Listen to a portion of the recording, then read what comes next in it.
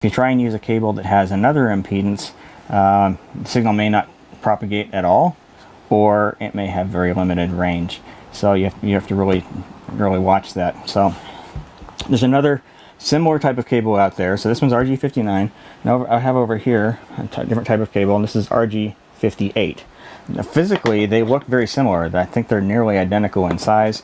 And these both actually use BNC connectors on the ends. But these RG58 cables are 50 ohm, not 75 ohm. So they might work for you in a pinch, and if you're running cables over very short distances, but they're really not recommended. Your mileage will definitely vary based on the quality of the cable, the distance you're running it, and the quality of the equipment that you're connecting to. So if you happen to run across some RG58 cable like this, try and steer clear. One way you can tell them apart, I didn't know this until a few years ago. If you look at the ends of the cable, the 58 actually has this white plastic piece in there, and the RG59 does not. So that white plastic in there basically indicates that this is a 50 ohm cable instead of a 75 ohm cable. And if that's missing, then you know you've got a 75 ohm cable. So just at a glance, you can look at the end of the cable and tell the difference there. So, but the bottom line is, if you can encounter RG58, don't use it. It's for radio frequency applications like antennas, and it's not meant for video, so get rid of it. Alright, now the other standard we got here, this is RG6. And if you've done any wiring in your home for cable, TV, or satellite, you're probably familiar with the term RG6. And this is, in fact, a very similar type of cable. This is a higher grade of that type of cable, but it really is essentially just the same thing. Similarly, this RG59 is very similar to what we used to have in our homes for cable TV in the 80s and into the 90s. They're both 75 ohm cables. They will both carry a signal. The main difference is that the RG6 is a higher grade, so you're going to get longer runs. The signal's going to travel further distances, and you'll have less likely, signal breakdown is going to be a lot less likely. Also, if you're talking about higher frequency signals, so things like 12 gig SDI or 6 gig SDI, those are going to travel better over an RG6 cable than they will an equivalent quality RG59 cable. So something to watch out for there. Now, these are two types of cables that I've actually standardized on. So I'm not necessarily saying you should buy these brands, but this is a Belden 1505A. This is a Belden 1694A. They have other variations, the 1505F and the 1694F, that are more flexible.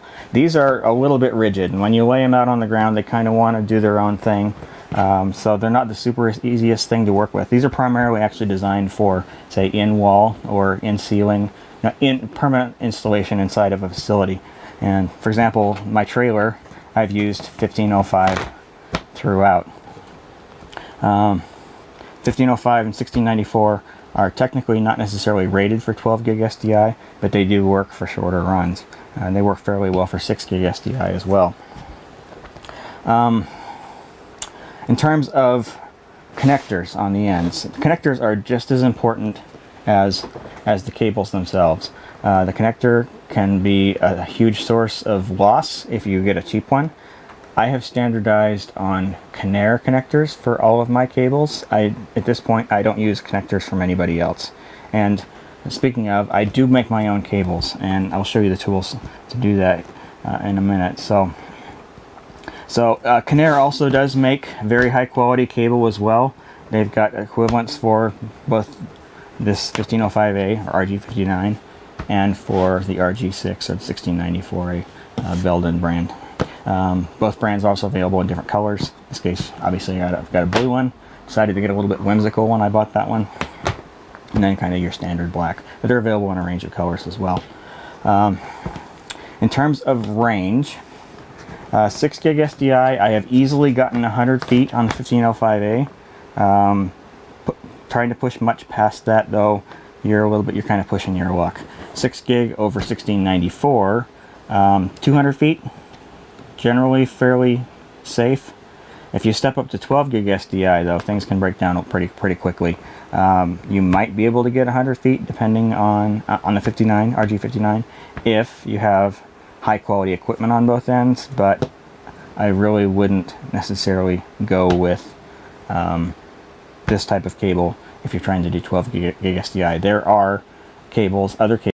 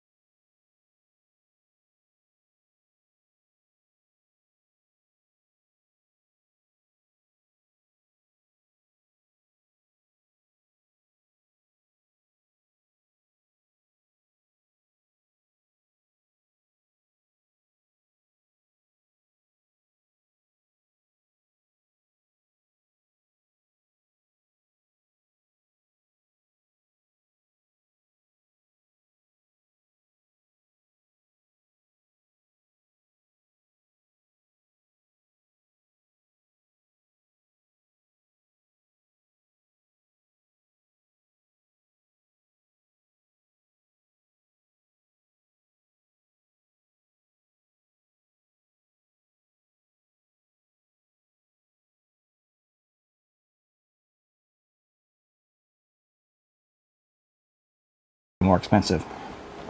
Now, if you're going to buy this stuff from the home improvement store, you also want to make sure that the connectors you buy are the compression type.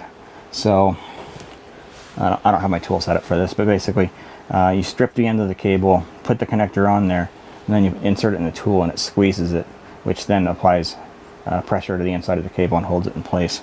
The compression fittings are a lot more reliable than the twist or crimp connectors that you get in the store. But if you're talking about actual real professional connectors on professional cable, these are actually crimp connectors. You can kind of see where my crimp tool has created a hex shape on there. So crimping is definitely the strongest way to hold onto a connector, or to hold onto a cable. Unfortunately, the crimp connectors that you get at your home improvement stores are basically garbage. I wouldn't consider using those. So crimping is with a high quality connector is the best way to go. Now, so we'll talk about connectors here. So as I mentioned, I do make all my own cables. That allows me to get the exact right length that I need. So these connectors here are from Conair. These are Belden BCP B4F connectors. You can see that there's actually no pin in there yet. Inserting the pin is part of the process when you actually go to crimp the cable. But yeah, so you put the pin on the end of the cable, push that over the end of the connector, and then you crimp it. So I'll kind of show you briefly what that process looks like. This is the stripper for the wire, and I do highly recommend getting the branded strippers. They work a lot better than the cheap ones. They are a little spendy. This was, I think, 85 bucks for this guy. So, you know, it is a little bit of an investment. But so essentially what the process is, you take your piece of cable, insert it into the crimp tool all the way. Yeah, you won't be able to see in there. But insert it all the way and close that.